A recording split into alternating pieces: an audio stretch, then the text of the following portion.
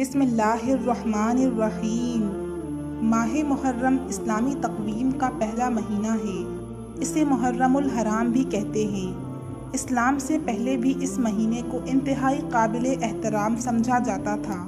اسلام نے یہ احترام جاری رکھا۔ اس مہینے میں جنگ و جدل ممنوع ہے۔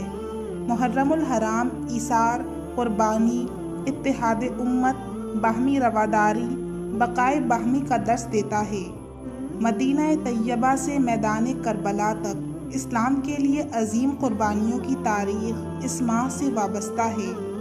محرم الحرام کا مہینہ عظمت والا اور بابرکت مہینہ ہے، اور یہ ان حرمت والے مہینوں میں سے ایک ہے جن کے بارے میں اللہ رب العزت کا فرمان ہے، یقیناً اللہ تعالیٰ کے ہاں مہینوں کی تعداد 12 ہے، اور یہ تعداد اسی دن سے ہے جب سے آسمان و زمین کو اس نے پیدا فرمایا تھا۔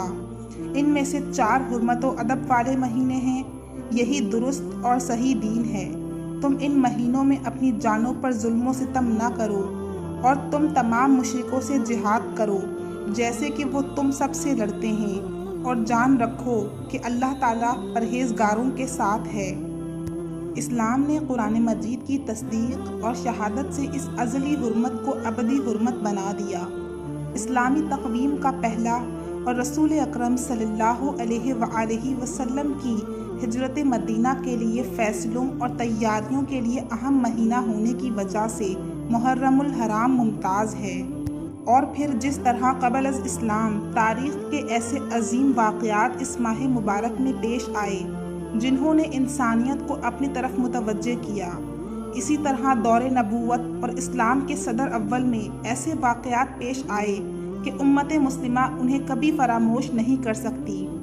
خاص طور پر یکم محرم الحرام کو خلیفہ دوم حضرت عمر فاروق رضی اللہ تعالی عنہ اور 10 محرم الحرام کو نواسہ رسول سیدنا حضرت امام حسین رضی اللہ تعالی عنہ کی اپنے قافلے اور خاندان نبوت کے افراد کے ساتھ شہادت کے واقعات سے مسلمان بلکہ انسانیت اور تاریخ انسانیت متاثر ہوئے بغیر نہ رہ سکے۔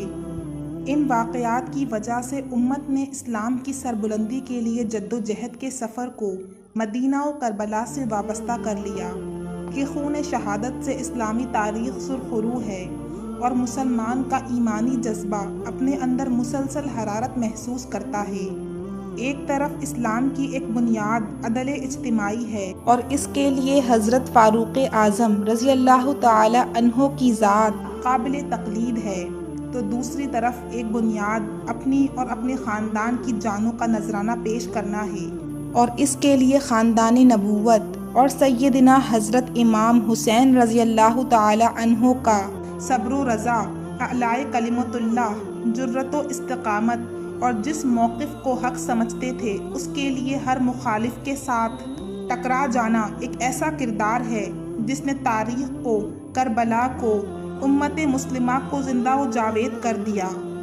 ان قربانیوں کا سب سے بڑا سبب ذاتی جذبات و خواہشات اور مفادات کی قربانی کسی عظیم مقصد کے لیے دینا ہے۔ اس ماہ کی 10ویں تاریخ کو جو جانے اللہ کی راہ میں کرب و بلا کے تپتے صحرا میں قربان کی گئیں، تاریخ عالم ان کی مثال پیش کرنے سے قاصر ہے۔ محرم الحرام کی 10ویں تاریخ کو عاشورہ کہا جاتا ہے۔ اس دن اطاعت خداوندی بجا لانے والوں کو حق تعالیٰ بہت بلند مقام سے نوازتا ہے۔ علماء کرام فرماتے ہیں کہ 10ویں محرم کو عاشورہ اس لیے کہتے ہیں کہ اس روز اللہ تعالیٰ نے 10 انبیاء کرام علیہم السلام کو 10 اعزاز عطا فرمائے، جس کی بنا پر اسے عاشورہ کہا جاتا ہے۔ محرم اور باقی حرمت والے مہینوں میں نیک اعمال کرنا دوسرے مہینوں کی بنسبت زیادہ افضل ہے، اور ان مہینوں میں ظلم گناہ کرنا دوسرے مہینوں کی بنسبت زیادہ سخت گناہ ہے۔ اس لیے ان مہینوں میں عبادت کرنے اور گناہوں سے بچنے کے انوار و برکات سے فائدہ اٹھانے کی سعی و کوشش کرنی چاہیے۔ جناب رسول اللہ صلی اللہ علیہ وآلہ وسلم نے ارشاد فرمایا کہ رمضان کے مہینے کے بعد سب سے افضل روزے اللہ کے مہینے محرم کے روزے ہیں۔ مہینے تو سارے ہی اللہ تعالیٰ کے ہیں، لیکن اس مہینے کی فضیلت اور عظمت کو واضح کرنے کے لیے جناب رسول اللہ صلی اللہ علیہ وآلہ وسلم نے اس کو اللہ تعالیٰ کا مہینہ کہا، کیونکہ یہ اللہ تعالیٰ کی خاص رحمتوں کا مہینہ ہے۔ حضرت ابو قتادہ رضی اللہ تعالی عنہ فرماتے ہیں کہ نبی اکرم صلی اللہ علیہ وآلہ وسلم نے فرمایا، میں اللہ سے امید رکھتا ہوں کہ عاشوراء کے دن کا روزہ 1 سال پہلے کے گناہ مٹا دے گا۔ ابتدائے اسلام میں عاشوراء کا روزہ فرض تھا اور اس کا بہت اہتمام کیا جاتا تھا۔ بچوں کو تاکید کر کے یہ روزہ رکھوایا جاتا۔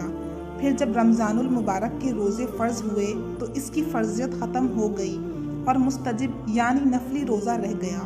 اس لیے جن روایات سے بہت زیادہ تاکید معلوم ہوتی ہے وہ اسی دور کی ہیں، تاہم اس کا اجر و ثواب اب بھی باقی ہے۔ حضرت عبداللہ بن عباس رضی اللہ تعالی عنہ فرماتے ہیں کہ جب نبی کریم صلی اللہ علیہ وآلہ وسلم مکہ مکرمہ سے مدینہ طیبہ تشریف لائے تو دیکھا یہودی عاشوراء کے دن کا روزہ رکھتے ہیں۔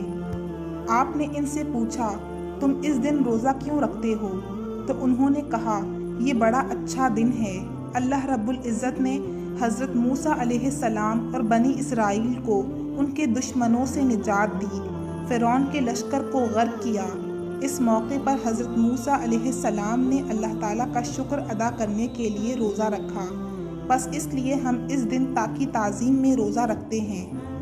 اس پر نبی کریم صلی اللہ علیہ وآلہ وسلم نے فرمایا، تم سے زیادہ ہم موسیٰ علیہ السلام کی سنت پر عمل کرنے کے حقدار ہیں۔ بس آپ نے عاشوراء کے دن کا روزہ رکھا اور صحابہ کرام رضی اللہ کو روزہ رکھنے کا حکم دیا۔ حضرت ابو قتادہ رضی اللہ تعالی عنہ فرماتے ہیں کہ نبی کریم صلی اللہ علیہ وآلہ وسلم سے عاشوراء کے روزے کا پوچھا گیا تو آپ نے فرمایا، یہ گزشتہ برسوں کے گناہوں کو مٹا دیتا ہے۔ یہودی کی مشابہت سے بچنے اور ان کی مخالفت کرنے کے لیے عاشوراء کے ساتھ 9 محرم کا بھی روزہ رکھنا چاہیے۔ اگر 9 تاریخ کا روزہ نہ رکھ سکیں تو عاشوراء کے ساتھ 11 محرم الحرام کا روزہ رکھ لینا چاہیے۔ صحیح مسلم میں روایت ہے کہ حضرت عبداللہ بن عباس رضی اللہ تعالی عنہ فرماتے ہیں کہ جب رسول اللہ صلی اللہ علیہ وآلہ وسلم نے عاشوراء کے دن کا روزہ رکھا اور اس دن کے روزے کا حکم دیا تو صحابہ کرام نے عرض کیا کہ یا رسول اللہ، یہ دن تو ایسا ہے کہ یہود و نصارہ اس دن کی تعظیم کرتے ہیں۔ تو آپ صلی اللہ علیہ وآلہ وسلم نے فرمایا، جب اگلا سال آئے گا تو انشاءاللہ تعالی ہم 9 تاریخ کا روزہ رکھیں گے۔ آخر اگلا سال نہ آنے پایا کہ آپ صلی اللہ علیہ وآلہ وسلم اس دنیا سے پردہ فرما گئے۔ محرم الحرام عظمت و برکت والا مہینہ ہے اور اس مہینوں میں روزوں کی بڑی فضیلت ہے، بالخصوص عاشوراء کے روزے کی۔